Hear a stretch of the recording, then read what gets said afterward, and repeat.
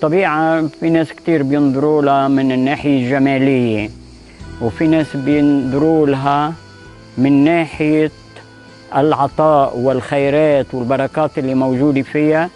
فهي من حيث المبدأ بيتخيل أنه وجدت من شأن الإنسان والمجتمعات البشرية حتى تنعم بخيراتها وتعيش بشكل راقي ومحترم.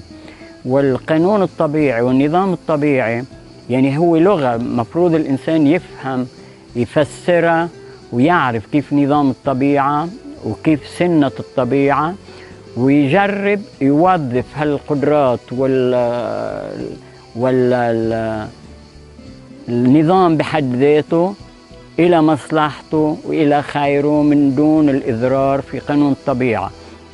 فاليوم مثلا أشجار تنمى في محل ما بتجي البذرة بدها تنبت وتعمل شجرة، فالإنسان بإمكانه إنه يزرع الشجرة في المكان المناسب ويخضعها لبرنامج حياته ويستفيد منها. أما إذا كان بدها تنبت بشكل عشوائي ممكن تضر أكثر ما تنفعه. بعدين في نواحي جمالية بإمكانه يرتب وينظم ويستفيد من نظام الطبيعة. نظام الطبيعة ثابت من تكوين الأرض والطبيعة، خاضع على نفس الشروط والنظام.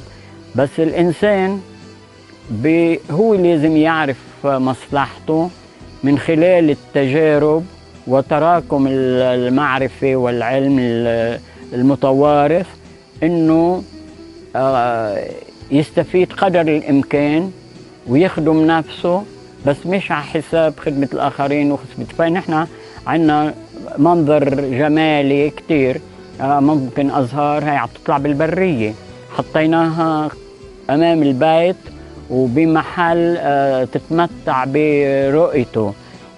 في كمان أشجار بتحسن معاملتك لها، كمان بتعوض عليك وبتعطيك خيرات.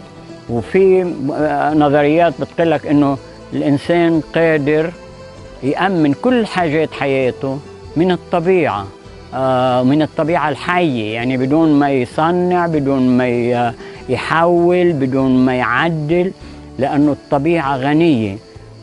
فالإنسان اللي بيتفهم نظام الطبيعة هو اللي بيستفيد أكتر وما بيجرب لا يخرب فيها ولا يعدل فيها، لأنه كل مخلوق في هالأرض له غذائه وله حياته المحددة.